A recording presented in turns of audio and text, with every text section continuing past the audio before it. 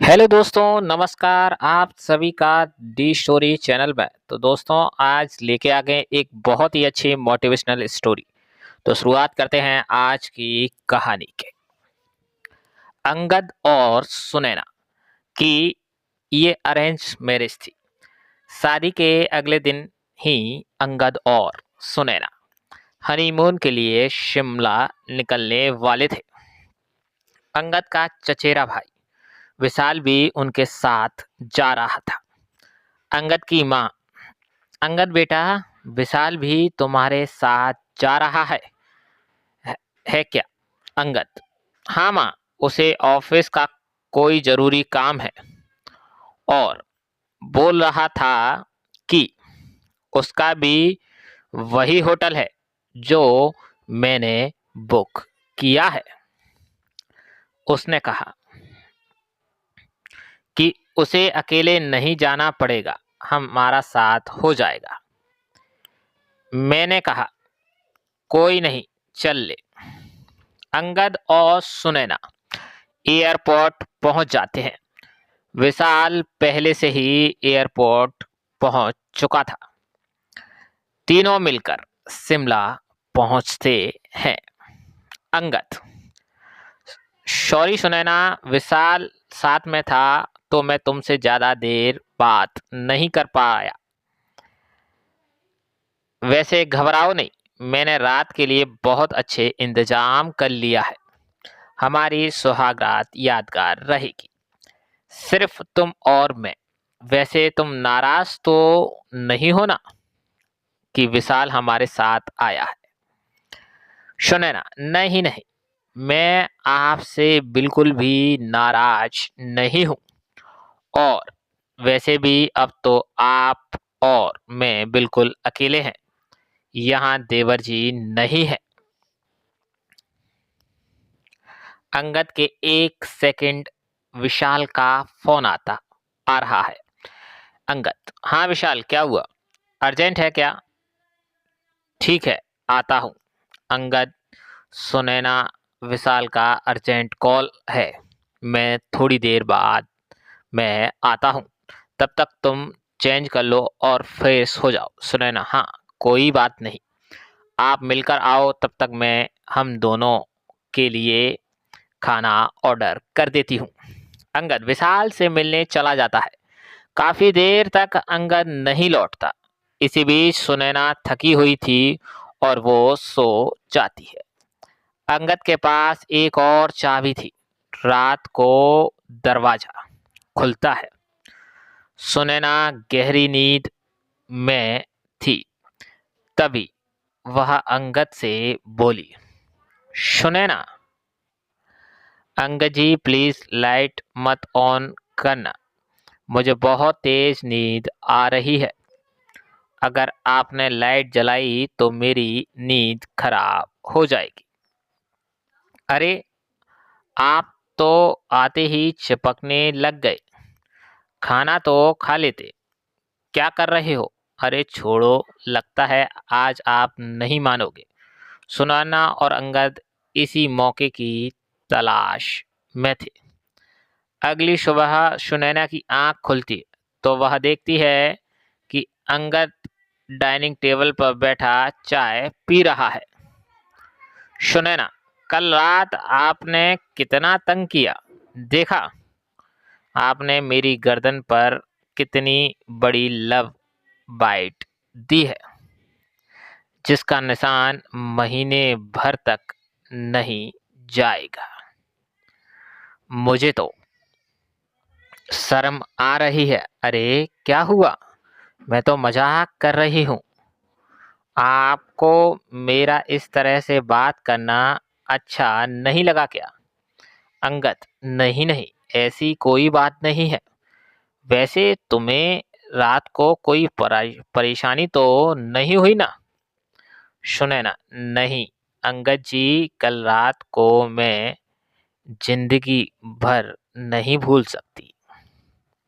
मेरी बेस्ट रात थी कल रात, कल की रात। अंगद की उदास होने की वजह थी उसका चचेरा भाई विशाल। विशाल ने अपने भाई अंगद के साथ धोखा किया। वो जानबूझकर उनके साथ आया था।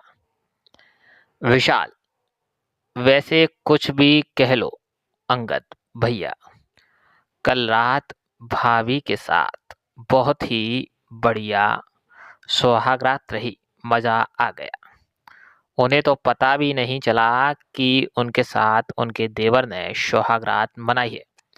वो तो सोच रही हैं कि सारा मजा आपसे ही मिला है, पर वो ये नहीं जानती कि मुझ जैसा हॉट लड़का उनके साथ था।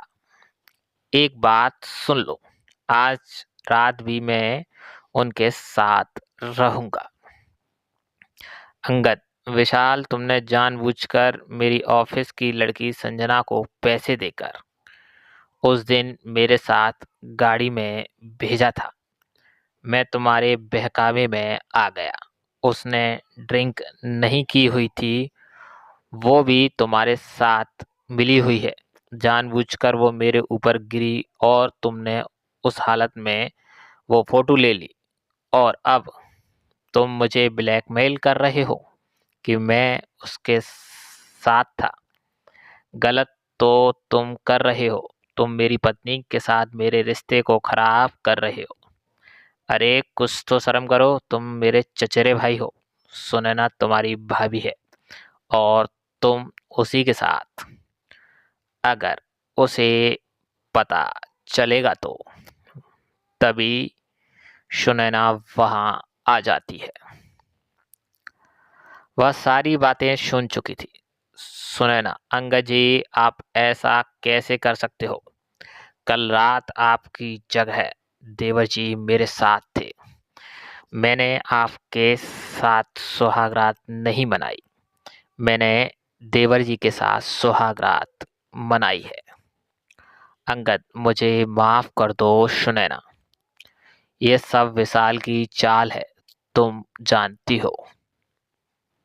ये मुझे ब्लैकमेल कर रहा है। मेरी ऑफिस की लड़की के साथ इसने मेरी फोटो खींची है, और ये मुझे डरा रहा था कि अगर मैंने इसे तुम्हारे कमरे में नहीं भेजा तो ये तुम्हें मेरे खिलाफ भड़काएगा। मैं डर गया था कि कहीं तुम्हारा और मेरा रिश्ता शुरू होने से पहले ही खत्म ना हो जाए। मुझे माफ कर दो, अब तो तुम्हें सच्चाई पता चल गई है। मेरा विश्वास करो, इसने तुम्हारे साथ जो भी किया, सुनैना, बहुत अच्छा किया। मुझे तो बहुत मजा आया। क्यों देवर जी, आपको मजा नहीं आया मेरे साथ सुहागरात मनाकर? ये देखो ना, आप भी कितने शरारती हो। आपने मेरी गर्दन पर ये लव बाइट का निशान छोड़ दिया। विशाल, सॉरी भाभी जी नहीं, सॉरी डार्लिंग। अंगद, ये सब क्या है? सुनैना, तुम ऐसी हरकत क्यों कर रही हो? मैं ये सब देखकर हैरान हूँ। सुनैना, ज्यादा हैरान होने की जरूरत नहीं है। मैं और विशाल पिछले 5 साल से गर्लफ्रेंड एंड बॉयफ्रेंड है। हमने तो ये सब नाटक तुमसे पैसे ऐंठने के लिए किया था। मुझे विशाल ने बताया था कि तुम अच्छी खासी प्रॉपर्टी के मालिक हो, इसीलिए मैंने तुमसे झूठी शादी की। मैं तुम्हें अपने आप को हाथ भी ना लगाने दूं। मुझे तो मेरा विशाल ही छू सकता है। एक काम करो, ज्यादा समय मत लगाओ। अगर तुमने हमें कल दोपहर तक 5 लाख रुपए नहीं दिए तो मैं तुम पर इल्जाम लगा दूंगी कि तुमने मेरा इस्तेमाल किया है और मुझे मेरे प्यारे देवर जी के साथ सुहागरात मनाने के लिए जबरदस्ती मजबूर किया है। फिर तुम्हें जेल जाने से कोई नहीं बचा सकता। अब हम जैसा कहेंगे तुम्हें वैसा ही करना है होगा। जब हम पैसे की जरूरत होगी तो तुम्हें पैसे देने होंगे। चलो विशाल, मेरा ना बहुत मन कर रहा है, कमरे में चलते हैं। विशाल, लगता है कल रात का ज़्यादा ही मज़ा आया है, चलो डार्लिंग। मैं कहाँ मना कर रहा हूँ। अंगद। सुनैना और विशाल की चाल में बुरी तरह फंस चुका था। उसे कुछ समझ नहीं आ रहा था कि वह क्या करे। वह घर वापस जाकर सबके सामने लज्जित नहीं होना चाहता था। अंगद, मुझे जीने का कोई हक नहीं। ऐसी शर्मसार जिंदगी जीने से तो अच्छा है कि मैं मर जाऊं। अंगद जैसे ही पुल से कूदने लगता है तभी उसका मोबाइल फोन बजता है। अंगद देखता है कि मोबाइल पर उसकी माँ है। वह अपनी माँ से आखिरी बार बात करना चाहता था। अंगद, हाँ माँ, ठीक है, मैं होटल पहुंचकर आपकी बात सुनैना से करवा दूंगा। क्या तबीयत ठीक नहीं है? माँ, कितनी बार कहा कि समय पर दवाई ले लिया करो। हाँ मैं करता हूँ माँ। अंगद फोन रख देता है। उसकी आंखों में आंसू थे। वह अपनी माँ की आवाज़ सुनकर दुखी हो जाता है। अंगद, मैं क्या करूँ? माँ मेरे बिना अकेली हो जाएगी। मैं ये कदम नहीं उठा सकता। मुझे कुछ समझ में नहीं आ रहा है। माँ, मैं तुम्हें कैसे बताऊं कि मैं कितना परेशान हूँ। अंगद सड़क पर रोता हुआ पैदल ही चल आ जा रहा था। अचानक वह एक लड़की से टकरा जाता है। लड़की, अंगद तू और यहाँ शिमला में? अंगद, सौम्या तू? सौम्या, हाँ मैंने तुम्हें बताया था ना, मैं वकील बन गई हूँ। मैं यहाँ प्रैक्टिस के लिए आई हूँ। वैसे तुम्हारा मैसेज पढ़कर शादी में जरूर आती, पर यहाँ छुट्टी नहीं मिल रही थी। सॉरी, मैं शादी में नहीं आ पाई। वैसे ओह अच्छा, मैं समझ गई, तुम हनीमून पर आए हो। पर तुम्हारी वाइफ कहाँ? तुम तो अकेले हो। एक सेकेंड, तुम्हारी आंखों में आंसू कैसे? क्या तुम रो रहे थे? अंगद को कुछ समझ नहीं आ रहा था। वह फूट फूट कर रोने लगता है। सौम्या अंगद की बचपन की दोस्त थी। सौम्या के कहने पर अंगद ने उसे सारी बात बता देता है।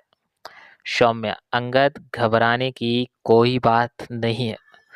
तुम बिल्कुल भी नहीं डरोगे और तुम्हें उन्हें कोई पैसे नहीं दोगे। मैं तुम्हारे साथ कुछ गलत नहीं होने दूंगी।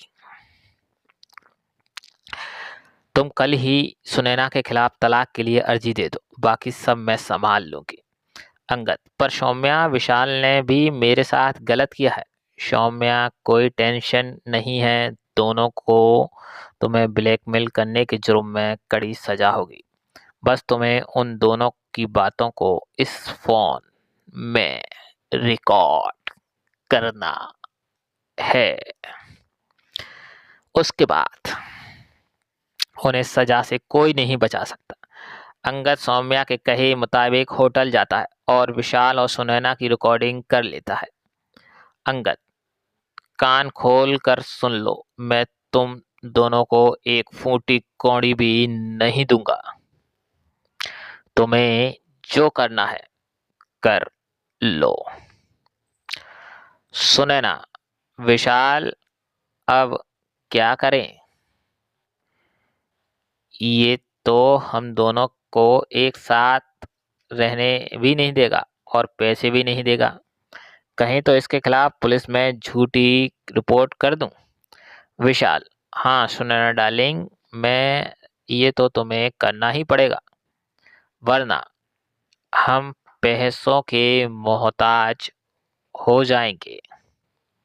ये मुर्गा हमारे हाथ से चला जाएगा तो हम दोनों कैसे एक साथ मजे कर पाएंगे। यार, अंगद तो चाहता था कि सुनैना और विशाल आपस में ऐसी बात करें जो फोन में रिकॉर्ड हो जाए। और उसे सबूत मिल गया। सारे सबूत अब सौम्या के पास थे। उसने पुलिस को भेजकर होटल के कमरे से विशाल और सुनैना को पकड़वा दिया। सुनैना और विशाल को उनके किए की सजा मिल गई।